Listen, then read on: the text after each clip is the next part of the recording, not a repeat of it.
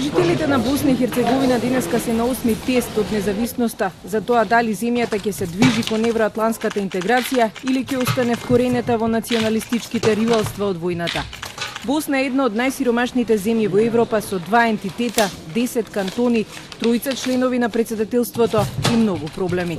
На денешните општи избори пријавени се 72 политички партии, 39 независни кандидати за 500 позиции на ниво на државата, за кои ќе треба да одлучат 3.300.000 гласачи, кои се запишани во непрочистениот избирачки список од 3,5 милиони жители.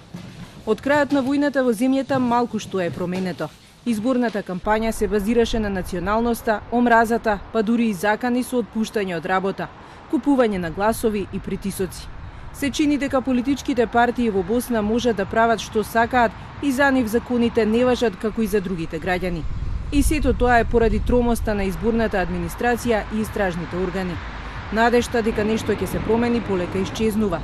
Просечната плата е 400 евра, невработеноста е 20%, а меѓу младите тој процент е 45%. Сликата на сива економија е причината поради заминувањето на младите од државата. Па систем, све не mi trува. Iz temelja treba ovo promijeniti. Ljude sve dovesti nove. Mladost uključiti. Tako. Nek pobjedi neko od ovih mlađih. Najbolje je bilo ovi koji su do sad bili, bilo ko sam nek nisu ovi dosadašnji na vlasti. To bi volio da se desi, pa bilo ko. Ima fino potencijala od među mladim. Но според она што се случува во државата, властите не се во состојба да гледаат во иднината, да им понудат перспектива и да ги решат на собраните проблеми.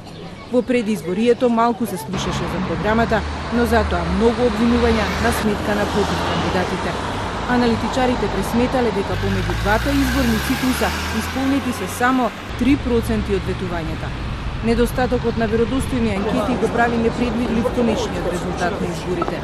Странските медиуми анализираат дека новата победа на лидерот на Република Српска Милорад Додик со неговата националистичка реторика ќе оддалечи земјата од Европската унија, а доближи до Русија. Истото важи и за лидерот на ХДЗ и членот на председателството од редот на хрватите Драган Човиќ, кој е политички сојузник на Додик и кој се залага за договор меѓу србите и хрватите без бошњаците. Наспроти нив се социјалдемократскиот кандидат Денис Бечировиќ и новелијата Бориша Фалатар, единствените кои се обидоа да ги надминат етничките препукувања и се фокусираа на економијата и на младината.